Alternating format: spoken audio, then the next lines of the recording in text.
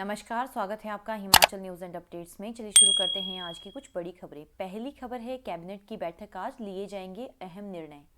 सोमवार को राज्य सचिवालय में मुख्यमंत्री जयराम ठाकुर की अध्यक्षता में कैबिनेट बैठक बुलाई गई है। इसमें दिवाली की छुट्टियों के बाद सोमवार से 8वीं से 12वीं तक के विद्यार्थियों के लिए स्कूल खुलने के बाद की चर्चा होगी या फिर इसे आगे बंद रखा जाएगा, इस विषय में निर्णय लिया जाएगा। स्वास्थ्य विभाग भी कोरोना से संबंधित प्रस्तुति देगा। इसके साथ ही कंडक्टर भर्ती और पटवारियों की नियुक्ति के मामले में भी चर्चा होगी। करीब 565 कंडक्टरों को नियुक्तियां एचआरटीसी में दी जानी हैं और करीब 1000 पटवारियों की नियुक्तियां राजस्व विभाग में दी जानी हैं। इस विषय में भी बैठक में निर्णय लिया जाएगा।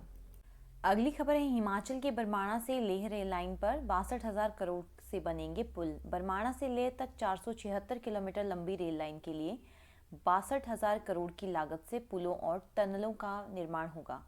इसमें टनलों पर 56 करोड़ रुपए और पुलों पर करीब 6,000 करोड़ रुपए खर्च होंगे। उत्तर रेलवे ने बरमाणा मनाली लेह रेल लाइन की ड्राफ्ट डीपीआर तैयार कर दी है। 31 दिसंबर से पहले रेलवे बोर्ड को फाइनल डीपीआर सौंपी जाएगी। इस सामरिक रेल लाइन के लिए करीब 150 किलोमीटर लंबा अप्रोच रोड बनेगा। सामरिक और व्यापारिक दृष्टि से रक्षा मंत्रालय अति महत्वपूर्ण बरमाणा मनाली लेह रेल लाइन का सपना साकार होने के नजदीक है। उत्तर रेलवे ने इस परियोजना की ड्राफ्ट डीपीआर तैयार कर ली है। डीपीआर तैयार करने के लिए उत्तर रेलवे ने सैटेलाइट और लीडार सर्वे करवाया है।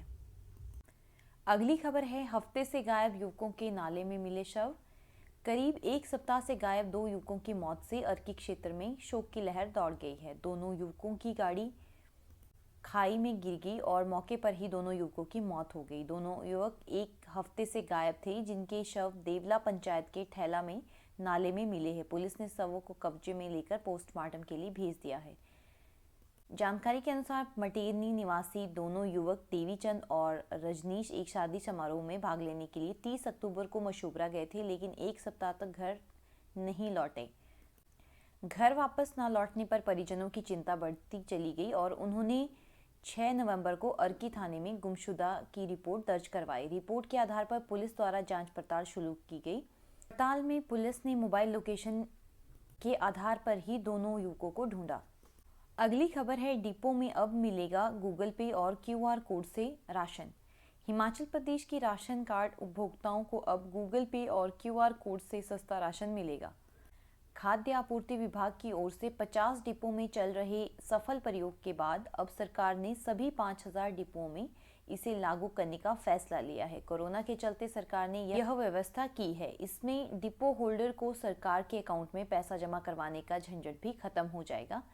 खाद्य नागरिक एवं उपभोक्ता मामले के सचिव सी पालरासु ने बताया कि डिपो में क्यूआर कोड जारी करने के आदेश दे दिए गए हैं। अगली खबर है, नालागढ़ ट्रक यूनियन ने लागू की भाड़े की नई दरें। माल भाड़े में कमी को लेकर नालागढ़ ट्रक ऑपरेटर यूनियन ने चल रही कशमकश के बीच यूनियन ने आखिरकार रविवार को माल भाड़े की कमी का ऐलान कर दिया है। ट्रक यूनियन ने हिमाचल और बाहरी राज्यों के लिए अलग अलग दरें तय की है। प्रदेश से बाहर 11 रुपये डीजल के दाम कम होने को आधार माना गया है, जबकि प्रदेश में 16 रुपये दाम घटने के आधार पर नई दरें तय की गई है। ट्रक यूनियन ने इन नई दरों की सूची बीबीएन के तमाम सक्रिय औद्योगिक संघों सहित उद्योगों को भेज दी है। अगली खबर है, भूगोल की अनिवार्यता में फंसी 211 नौकरियां। प्रदेश भर में पात्रता परीक्षा उत्तीर्ण कर चुके 211 भूगोल प्रवक्ताओं के लिए नौकरी का इंतजार खत्म नहीं हो रहा है। वरिष्ठ माध्यमिक स्कूल और कॉलेज में भूगोल के वैकल्पिक विषय होने से इन्हें नौकरी का अवसर नहीं मिल पा रहा है। ये सभी प्रवक्ता नेट और सेट की परीक्षाएं उत्तीर्ण कर चुके हैं। मौजूदा समय में प्रदेश में महज 13% वरिष्ठ माध्यमिक विद्यालयों में भूगोल का विषय पढ़ाया जाता है। अब भूगोल विषय से जुड़े शिक्षक इसे अनिवार्य बनाने की कवायद में जुड़े हुए हैं और इसके लिए एसोसिएशन का गठन कर पंचायतों से प्रस्ताव पारित करवाए जा रहे हैं। इसमें पंचायत की परिधि में आने वाले वरिष्ठ माध्यमिक स्कूलों में भूगोल विषय को अनिवार्य बनाने की बात कही गई है। प्रदेश भर में 2000 से अधिक वरिष्ठ माध्यमिक स्कूल हैं।